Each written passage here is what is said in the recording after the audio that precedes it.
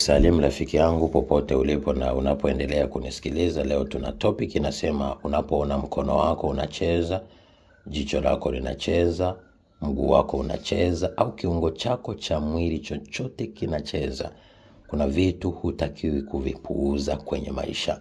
Ukisoma kitabu cha Ayubu 33 mstari ule wa 14 mpaka 30, maandiko yanasema Mungu anazungumza na sisi kupitia ndoto na kupitia maono. Lakini tunaona kwenye kitabu kile cha Matendo ya Mitume sura ile ya 10 sura ile ya 2 mstari ule wa 1 mpaka wa 5, tunaona walikuwa wakiomba mitume. Tunaona uvumi kama upepo ulishuka na ndimi za moto zikawakalia kila mtu na wakajazwa Roho Mtakatifu. Lakini pia tunaona kwenye kitabu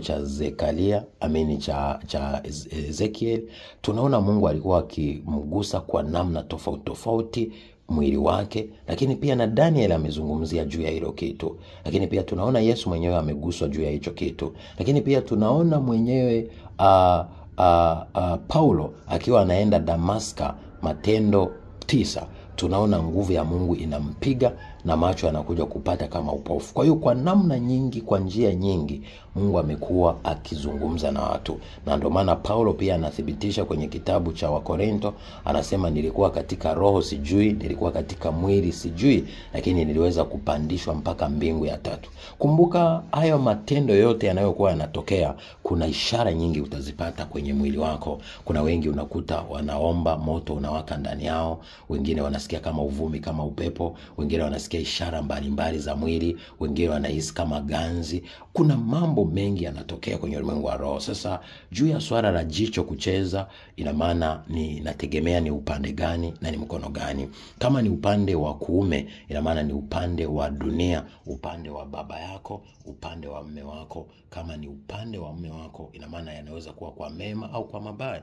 Kama ni upande wa juu ni kwa mema, kwa upande wa chini ni kwa mabaya. Lakini upande wa mkono wa kushoto ni upande wa ufalme wa mbinguni, lakini pia ni upande wa mke au upande wa mama. Ina maana kama ni juu ni kwa mema, kama ni chini ni kwa mabaya.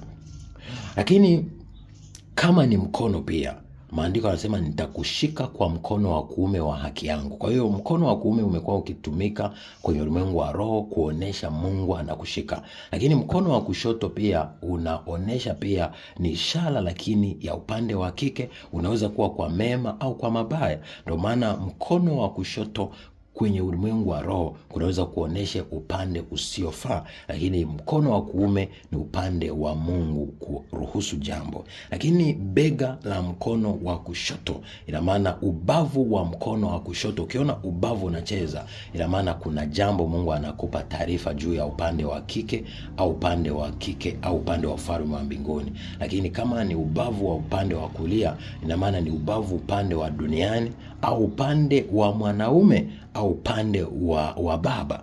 Lakini pia mguu wa kulia, ukiona unachoma, labda kitu kinachoma, ina maana safari ile unayoianzisha hapa duniani inaweza kuleta matokeo. Lakini kama mguu wa kushoto ukiona umechoma, ina maana kuna safari, kama unataka kwenda kwenye safari, Mungu anaweza kuwa anakuzuia. Kumbuka, hizi ishara hazipo specific, inategemea Mungu anazungumza nini juu yako, au unataka kuchukua hatua gani, au ulikuwa unawaza nini, au ulikuwa unaombea nini, au ni matukio gani yanayoendelea kwenye maisha yako. Kwa sababu ishara mbalimbali zinaweza kufunua taarifa mbalimbali juu ya mambo mbalimbali.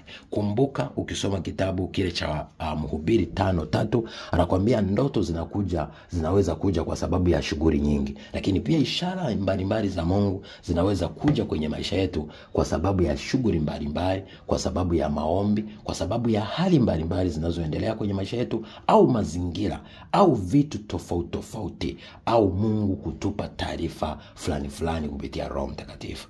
Na wapenda, ningependa zingatia haya, yajue, yaelewe, yafahamu. Unapoona hivi, usiache kumuuliza Roho Mtakatifu. Mwambie Roho Mtakatifu, naomba unizungumzishe, unisemeshe ni nini maana yake ishara hii. Mungu ataweza kukupa hata ndoto, ataweza kukupa maono, anaweza pia kukubadilisha atakuonyesha ishara ambayo itaweza kuwa rahisi kuielewa, na ili uweze kutimiza sauti ya Roho Mtakatifu. Na hapo ndipo utampendeza Mungu, na hapo ndipo utaweza kupata baraka au kuepuka mambo mabaya ambayo yanakuja kwenye maisha yetu. Kumbuka Roho Mtakatifu anatuonesha ishara mbalimbali, aidha kutubariki au muda mwingine kutuepusha na mambo mabaya, au kutuonya juu ya hali, tabia na vitu mbalimbali au dhambi mbalimbali tunazoweza kuwa tunazitenda sisi wanadamu.